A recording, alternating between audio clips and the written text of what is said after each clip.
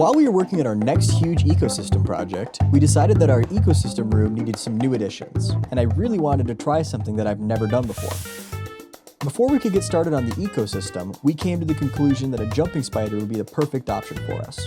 So we decided to build a terrarium paradise with everything else the spider would ever need to thrive. So I quickly searched Amazon for the best terrarium to get us started off. In the description of this video, and in all of the videos going forward, we'll make sure to have links to all of the materials we use for our projects. While we were waiting for our terrarium to be delivered, we figured it would be a good time for us to explore some of our beautiful local hiking trails, in hopes of finding some inspiration for the style of the terrarium we wanted to go with.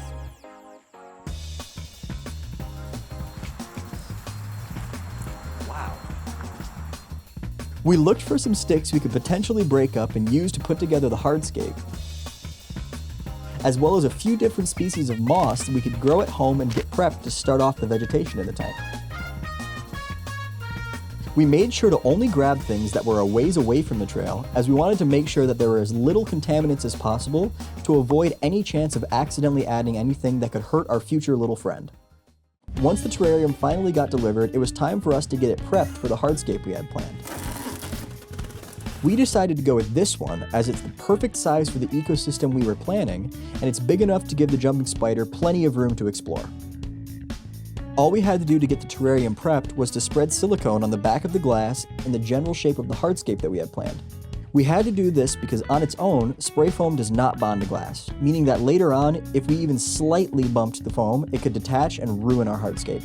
Luckily, just a thin layer of silicone on the glass is enough to give the foam something to bond more securely to. And after letting the silicone dry overnight, it was time to actually spray the foam. We went with Total Pond waterfall foam because it's safe for animals, and once it's dried, its color almost perfectly matches the lava rock we plan on using for accent pieces in the tank.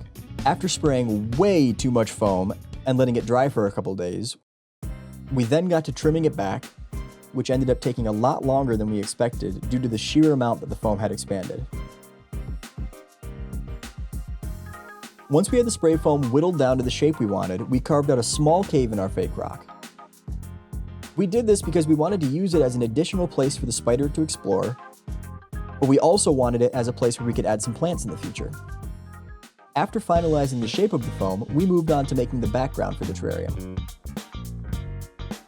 All we had to do to bond this to the wall was to spread more silicone on the back of the tank, but this time, instead of letting it dry, we pressed the bedding into the silicone while it was still wet.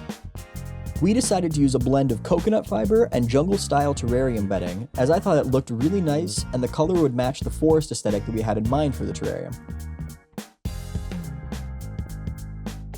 And when it dried, we were left with a sturdy background that looked really nice and could support various different species of plants. There were still a few spots where we didn't use enough silicone, so we went over those spots one more time and touched them up.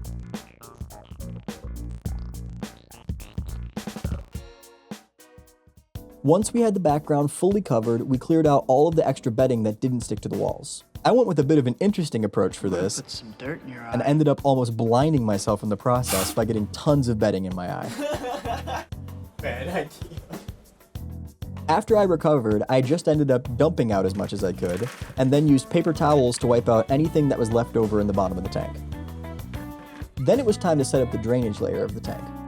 We used Exoterra Biodrain to build up a layer that was about 3/4 of an inch thick, which we then cover with a piece of plastic mesh to prevent soil from making its way down into the drainage layer. The purpose of the drainage layer is to create a space below the substrate layer of the tank, which allows excess water to drain out of the bedding and collect below. This is an important step as it allows roots to have access to oxygen, which will prevent them from rotting. After that was finished, we moved on to the actual substrate layer of the tank. For this, we just used the same blend that we used to cover the walls, mixed with a good amount of potting soil, which will help to make sure the plants are getting the nutrients they need. We wanted to go with a pretty thick layer of substrate in this tank, about 2 inches thick, as we wanted the plants to have tons of room to develop their roots. We wanted to add one of the large sticks we got during our hike to stand out in the back of the tank.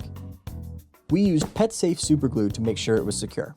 The stick we found actually ended up being pretty interesting as it was covered in tons of lichen, which we hoped would grow in and add another interesting aspect to the scape, and to give the spider a little bit more to climb on. This may seem like a pretty minimalistic hardscape, but keep in mind that we're going to be adding some plants later onto the scape to help fill it out. But before we could do this, our plants needed a light source to grow.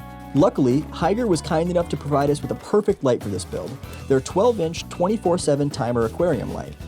There's a link in the description below if you want to check it out. After we got the light figured out, we started off the vegetation by adding 2 plants to each of the corners in the terrarium.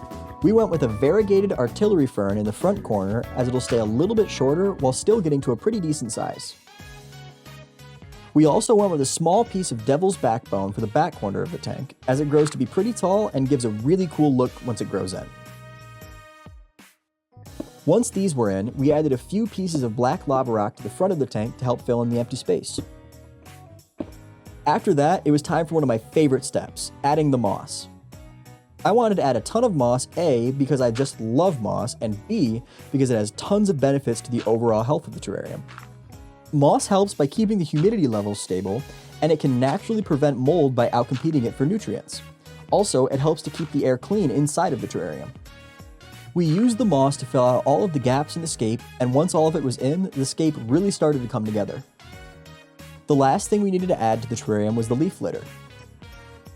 This will provide the spider places to hide as it crawls around on the ground, as well as food for the springtails, but more on them later. And just like that, the ecosystem was started. Now we just had to let it sit for a week or two to settle and grow in a bit. During those 2 weeks, we noticed the start of a few problems. One of our plants was not doing well in its new environment, and mold had started to take over a few sections of the tank. The artillery fern died and was starting to break down. This was just going to fuel the growth of the mold even more, so we removed it from the terrarium. Nasty. Gross. If the mold was left unchecked, it could quickly take over the entire ecosystem of the terrarium and starve out all of the plants. But luckily, there's a really easy fix, as all we needed to do was add some springtails. We decided to order our springtails online, so a couple of days later when they showed up, we added them to the terrarium straight away. If you don't already know what these little guys are, springtails are a type of super tiny arthropod that help by breaking down decaying plant matter and by eating any mold that pops up. As soon as they were in, they burrowed right into the substrate where they could get comfortable and to start cleaning the terrarium. With the springtails added and the mold problem taken care of, it was time to let the terrarium sit and grow in for a couple more weeks. I made sure to mist the plants once or twice a week and check every few days to make sure everything was going smoothly and that mold hadn't popped up anywhere else. Once we felt like the ecosystem was successful and there weren't any major problems with the terrarium, it was time for us to start looking for our jumping spider. We began looking online to find one that we thought looked cool and ended up on a website called Exotic Source. They had a pretty large selection of jumping spiders, and pretty much every single one looked awesome, so it made it hard for us to decide. We ended up going with a male emerald regal jumping spider. We absolutely love the way this guy looks. His shiny bright green fangs look beautiful, and the white pattern on his back looks just like a smiley face. We bought him right away, and just over a week later, he showed up and was ready to move into his new home. We carefully unpacked him, making sure to be as gentle as possible as to hopefully not stress him out any more than he already was from his shipping journey. This is pretty terrifying, can't lie. Oh my god. Oh my god. Oh my god. Oh my god. Look at him in there. We gave him a quick once-over to make sure that he was healthy. Look at him in there. He looks pretty scared. We look pretty scared. Let's put him in paradise. And after that, we were finally ready to add him to the terrarium. We figured that the least stressful way to do this for him was to gently take off the lid and leave the container open inside of the terrarium. That way, he could leave the container and explore at his own pace. He ended up staying in the container for a lot longer than we expected, to the point where we started to get worried if something was wrong. But just as we were about to pull the container out to check on him, He's doing it. he finally started to crawl out and check out his new paradise. He did it. He did it. He's doing it right now. He got right to exploring all of the different areas of the tank. Hi. Oh, that's a shot right there. Wow. Wow. Oh, he's so adorable. And he really seemed to like the cave in the rock and the stick on the back wall of the tank.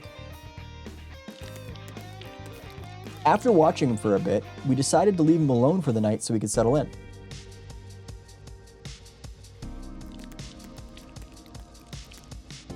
The next morning, we checked on him, only to find that he had been hard at work and had set up his new web in the top corner of the tank. Even though we had originally hoped he'd build it on the stick, we were super excited about the spot that he picked. Since he had built his web right up against the glass, we could literally look inside his web and see everything that he was doing. Once he was done building his web, he started to become pretty reclusive, and we really didn't see him leave his web for a while. After a few days of waiting patiently, we wanted to see if we could potentially entice him to come out by offering him some food. Unfortunately, our local pet store had a pretty limited supply of live food, so we resorted to feeding him some mealworms. The mealworm ended up being a bit too big for him at first, and just scared him deeper into his web, so we quickly backed off and gave him some space for the rest of the day. We'll leave you alone. But the next day, when we went back to check on him, we found that he'd actually gone through his first molt. This was a huge relief because it explained why he hadn't been leaving his web and why we hadn't really been able to get him to eat. Molting is a really stressful process for jumping spiders. First, they have to find a place where they're safe from predators. For the first few days after the molt, their new exoskeletons are very flimsy and soft. Because of this, they are not able to eat, and they are very vulnerable to predators. So the spider has to recover hidden in its web until its new exoskeleton has time to fully harden. Once our spider had fully recovered from his molt, he really started to become more and more active, and we started to see signs of him adventuring out into the terrarium. Sadly for us, he was still pretty timid and tended to hide whenever we went to check on him, but after a few days, he finally started to get comfortable around us. So much so that we decided it was time to give feeding him another try. Accept this gift, little friend. At first, he was still a little bit nervous around the tweezers, but with some persuading, he finally welcomed the mealworm with open arms. You took it. Now that he had eaten, we were finally confident that he was healthy and that he was actually settling into the tank and getting comfortable. Eating the mealworm ended up taking him a pretty long time, so once he dragged the mealworm to his web, we figured it would be a good time to fill in the empty space in the front of the terrarium. We wanted to add some more plants, so we ended up adding a white ribbon plant in the very front, which actually is a type of bamboo with really pretty leaves, and a Borneo fern in the back corner where it can be a little bit more shaded. The Borneo fern wasn't looking the best, but its center portion still looked okay, so we figured we'd give it a shot. We also added a few more pieces of moss to fill out all of the gaps in the scape and to keep the tank a little bit more humid. With those additions, the tank really came to life, and the jumping spider had a ton of new things to explore. Once the spider was done eating his mealworm, he climbed down and started checking out all of the new plants and using the new moss as cover to crawl through. Speaking of this little dude, we still cannot come up with a name for him. That's why you should join the Reef Discord server and give us suggestions. It's the best place to get all of the latest updates on what we have coming up and be a part of fun conversations with other people in the hobby, including us.